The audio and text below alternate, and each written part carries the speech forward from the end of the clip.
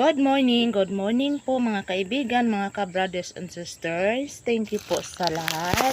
Salamat sa Diyos kasi muli nagising na naman po tayo ng maaga.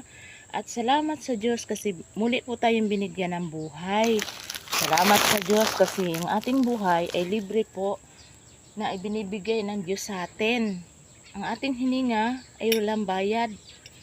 Hindi po katulad ng nasa ospital ngayon na nanghihiram na lamang po ng oxygen para po sa kanilang hininga. Tayo po ay libreng-libre po na ibinibigay sa atin ng Panginoon yung ating hininga ngayon.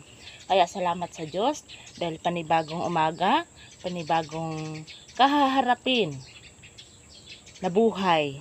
Salamat sa Diyos kasi tayo po ay nagising ng maaga. Salamat din sa Diyos kasi sa lahat po ng mga instrumento na ginagawa ng Panginoon sa ating mga kagalingan, anuman yung mga uri ng ating karamdaman. Salamat sa Diyos kasi mayroon din po tayong binibigay na libre na mga gamot na ibinibigay sa atin ng Panginoon. Salamat sa Diyos kasi nandyan naman po yung mga doktor, nandyan naman po yung mga medisina natin.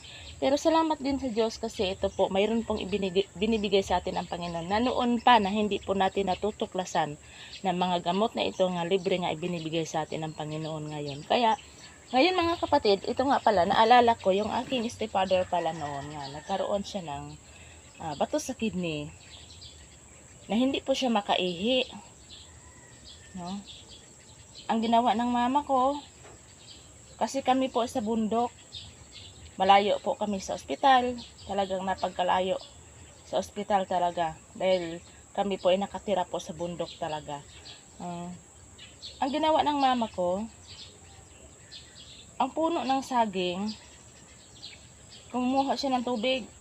Ito, ganito ang ginawa niya, binutasan niya. Tapos, kinaumagahan, kinuha niya yung tubig ng puno ng saging. At yun po ang pinapainom niya sa stepfather ko. At alam niyo po, simula noon nga umiinom yung stepfather ko ng ganito, nakaihi po siya. Gumaling po siya sa kanyang karamdaman na bato sa kidney. Tuwing umaga po yan, pinagtsatsagaan po ng mama ko na paiinumin siya ng tubig ng saging, yung katas ng saging na itong ganito. Kahit anong uri po ng saging, gamot po yun. Saba, laton.